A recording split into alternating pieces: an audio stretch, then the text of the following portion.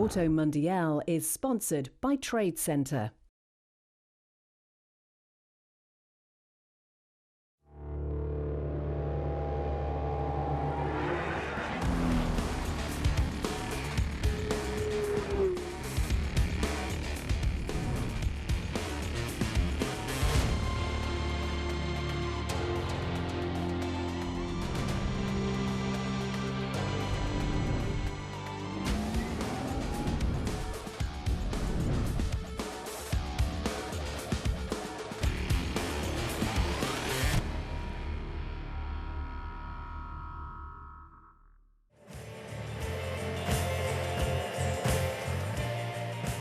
Welcome to Auto Mundial, the weekly car news and review show.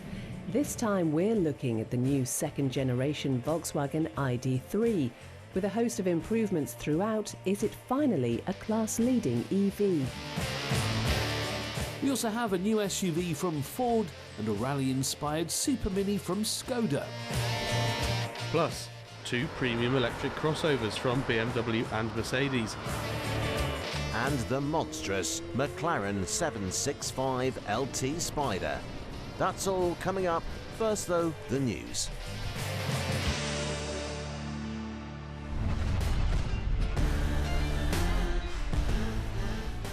Following the news that the EU is to extend the sale of combustion-powered cars until at least 2035, the UK government has doubled down on its existing plans to ban petrol and diesel car sales by 2030.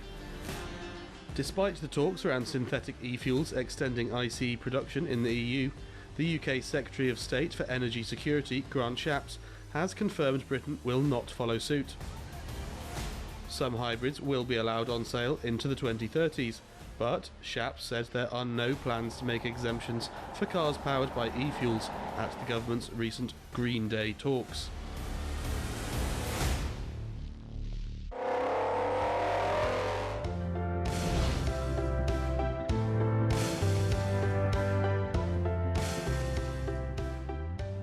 It feels like only yesterday we were at the 2019 Frankfurt Auto Show, witnessing the debut of the Volkswagen ID3, and at the time it was being touted as the third main car in the brand's history, following on from the best-selling Beetle and Golf. Since then though, it's been the Golf that's continued to win over buyers, leaving the ID3 as a worthy but ultimately rather slow start to VW's electric future. Clearly, something needed to be done, so just 3 years after the ID3's release, there's a new one. It's not uncommon for manufacturers to facelift models after a few years, but so extensive are the changes here that Volkswagen is calling this the second generation ID3. Styling-wise, the tweaks are more involved than you might realise at first glance. As well as the typical redesigned bumpers and headlights, the black plastic panel beneath the windscreen has been removed entirely, replaced by a larger body colour bonnet. VW says this helps to create a longer-looking front end. A bit odd, as the original car was designed to look cute and approachable with a purposely stubby bonnet. There's also a selection of new, more grown-up colours to choose from, but our biggest criticism of the old car was always on the inside. A big part of the Golf's success has always been its sensational build quality throughout, but the ID3 always felt slightly cheap. It's understandable. EVs are expensive to build, so to keep it priced competitively, some corners had to be cut somewhere. But that did seem rather un-Volkswagen. VW has gone to some effort to redeem the ID3's cabin in direct response to customer feedback. There's more padding dotted around and upmarket soft surfaces in place of hard plastic. The other big complaint about the old car was its universally disliked infotainment system. It seemed no amount of over-the-air updates could update it enough, but still VW hasn't ditched it. There are some updates, but still expect to trawl through menus and sub-menus. Worse still, while the rest of Europe gets a shiny new 12-inch screen, the UK and other right-hand drive markets will keep the same 10-inch unit from the old car until 2024. The battery and motor setups remain unchanged from the previous generation, but a third smaller battery is due to be added to the lineup later this year with a range of about 210 miles. For now, the maximum range available is 339 miles on the big battery model, which remains up there with the best in its class. However, what other options are there? Well, in the 3 years or so since the ID3's been about, numerous newcomers have popped up on the scene, including this, the Renault Megane E-Tech. As stylish as a French car should be, the new Renault looks fantastic with chic lighting and a crossover stance. Step inside and you find a beautiful but simple interior dominated by two enormous screens.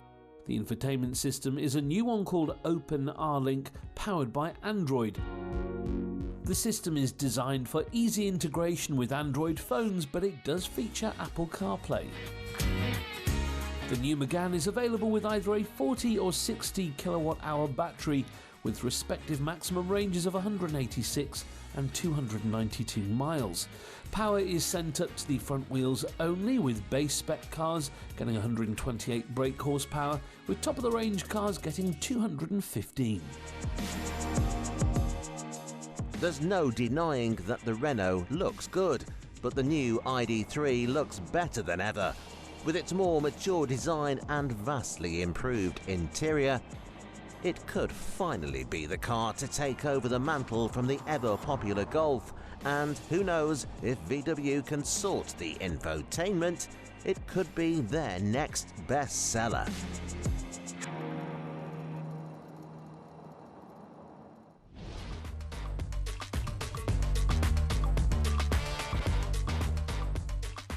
What happens when two of the world's biggest car makers do a collab? Well, here's the answer: the new Ford Explorer. A combined effort between the Blue Oval and Volkswagen. The new Explorer is an electric SUV built on the underpinnings of the VW ID.4. It may seem odd that Ford has outsourced a new car platform to one of its rivals, but this is the result of an ongoing partnership which has already seen numerous commercial vehicles come to life. The Explorer gets a much more American look than its European cousin, but it will be on sale in the UK later this year. It's pleasingly square and chunky, although this is very much a crossover rather than an out-and-out off-roader. But while it may use a VW platform, Ford has been careful to keep its own identity with the new Explorer.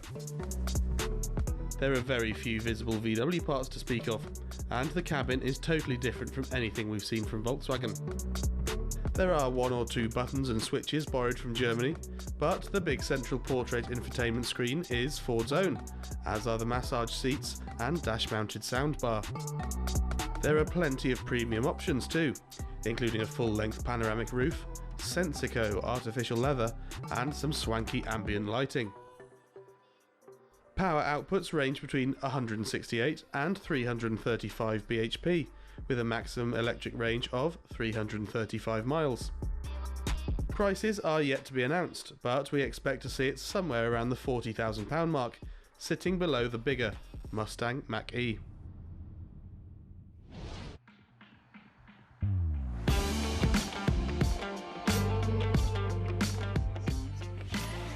In the past 12 months or so, BMW has been busy fettling with cars up and down its lineup.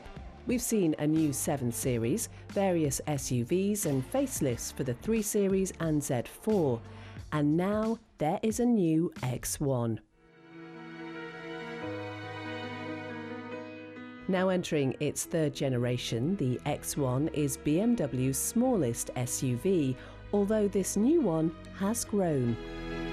It's slightly longer and wider, but retains the same platform found in the 1 Series and the Mini Countryman. Arguably one of BMW's more successful recent pieces of design, the X1 looks great with its modern creases and big kidney grills. The new lights, both front and rear, really mark it apart from the old model, while the overall chunky aesthetic will be a big selling point for those who do not want another copy and paste crossover. Inside, the cabin has had a thorough makeover. It all looks very high-end, with the key feature being the new set of curved screens, which features a 10.7-inch digital instrument display and a 10.25-inch infotainment screen.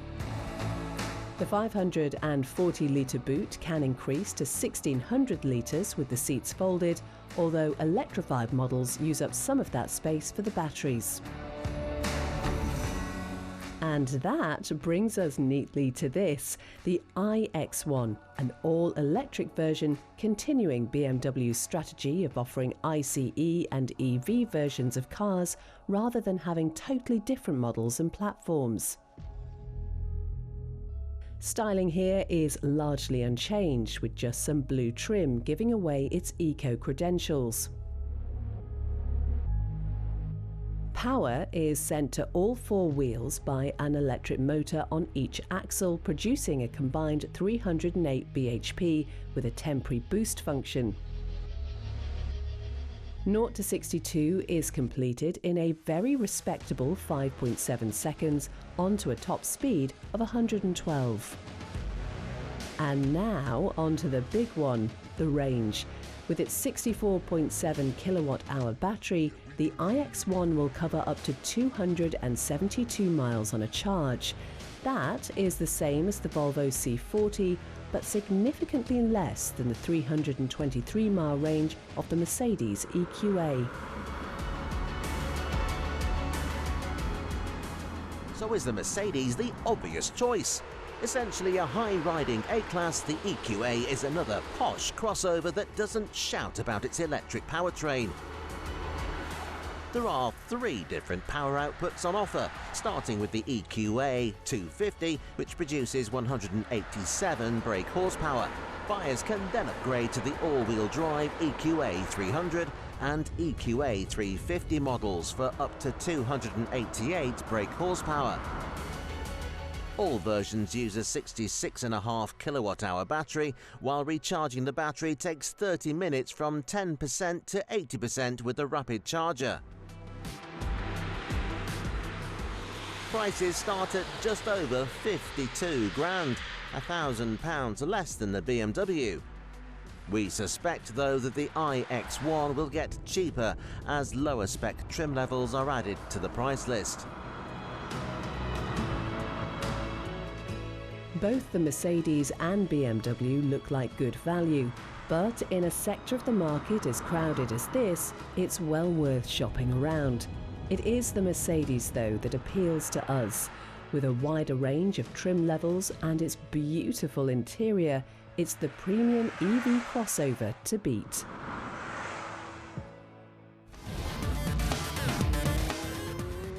After the break, top-down fun with the McLaren 765 Spider.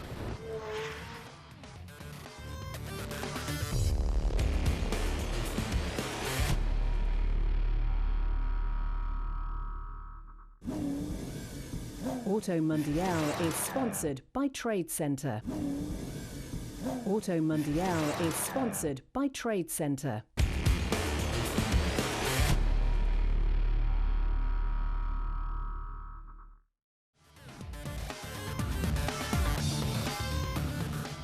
Coming up, a drop-top supercar from McLaren.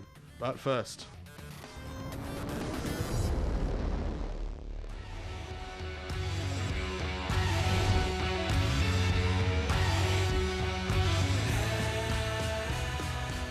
mention the name Monte Carlo, and your first thoughts are likely to be of millionaires sunning themselves on yachts, or glamorous casinos full of models and martinis. For many, though, us included, motorsport is the first thing that comes to mind. Be it the Monaco Grand Prix or the Monte Carlo Rally, the place is steeped in racing history. And one brand that's been a part of that history is Skoda. Okay, they don't have an F1 team, but they've been successfully competing in rallying for decades. And to celebrate that rally heritage, they've built this, the new Fabia Monte Carlo. Now, first things first, this is not a hot hatch. Despite its motorsports badging, the Monte Carlo is sadly just a trim level to the existing Fabia. As we've seen with previous Monte Carlo models from Skoda, the new Fabia gets some familiar upgrades. There's a black roof and black grille, 17-inch alloy wheels, and a sporty body kit which does look quite purposeful. It comes with more standard equipment too. Tinted windows, LED headlights and front fog lights are all standard, while the interior is even better. Sports seats, splashes of leather and red stitching give it a sporty lift, while the bespoke infotainment graphics, aluminium pedals and Monte Carlo logos complete the makeover. Powering the Fabia is either a 108 brake horsepower 1 litre motor, good for 0 to 62 in a steady 10 seconds flat, or a fruitier 1.5, producing 148 horsepower. This model completes the 0 to 62 sprint in a much more rally-like 8 seconds, but it certainly won't be troubling any Abarths or Fiesta STs.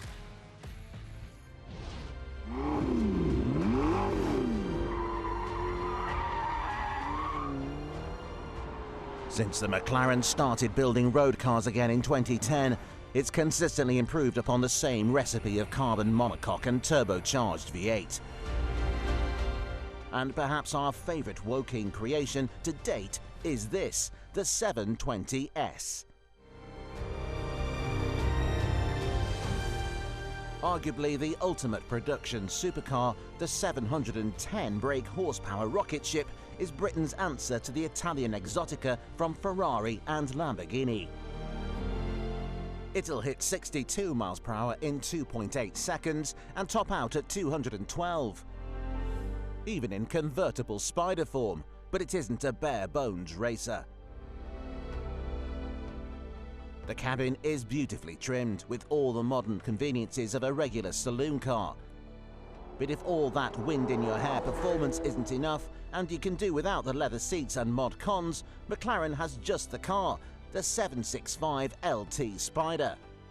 A harder, lighter, more aggressive version of the 720S, the 765 continues McLaren's LT name. LTs, or longtails, traditionally have some extra length added to the rear end to improve airflow. This time, however, the length has been added at the front with a new carbon fibre splitter. To reduce weight, the 765 is covered in amazing racing-inspired details. At the back, there's a new quad-tip titanium exhaust, 40% lighter than the standard system, while the transmission, which you can see if you peer through the rear bumper, has also been on a diet. For even more weight saving, the windows are made from thinner glass, while the new 10-spoke alloy wheels, fitted with titanium wheel nuts and specially developed Pirelli tyres, save another 22 kilos. All the body panels are now carbon fibre, saving another 14 kilograms. And for those who really want the full supercar unplugged experience, you can even opt to have it without air conditioning or a radio to save a few more precious kilograms. The result of this fasting is an 80 kilo saving over the standard car, bringing the total curb weight to a smidge under 1.4 tons. It's a bit heavier than the hardtop, but not by much.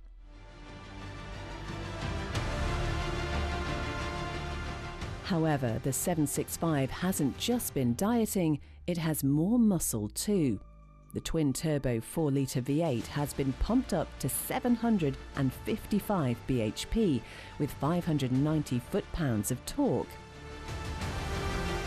The 0 to 62 mile per hour time remains unchanged, but it can now hit 124 in just 7.2 seconds, exactly the same as the coupe version. This really is the most hardcore convertible money can buy. To help keep this immense power down, the LT has received some heavily reworked aero components. There's the aforementioned front splitter, redesigned front bumper, a new front floor, more aggressive side skirts, a new rear diffuser, and a bigger active rear wing, all combining to create 25% more downforce over the regular 720. The chassis has already been tweaked with a wider track and stiffer suspension to deliver optimum feedback through your posterior. The ride height has been dropped ever so slightly with specially calibrated springs and dampers. Lastly, the 765 has also received a brake upgrade with carbon ceramic discs taken from the Senna hypercar, which can get it from 124 miles per hour to rest in just 110 meters, rearranging your internal organs in the process. Inside the cabin, you find yet more weight-saving measures with carbon bucket seats from the Senna and a distinct lack of luxuries. In fact, the whole car makes the 720S, a true swivel-eyed lunatic of a car, seem almost pedestrian. Unlike the 720S, the 765 is a limited edition, with 765 being built.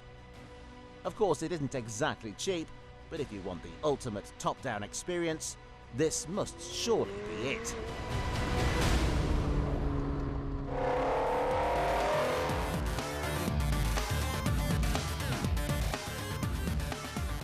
Join us again next week on Auto Mundial as we hit the road in Subaru's all-new Solterra.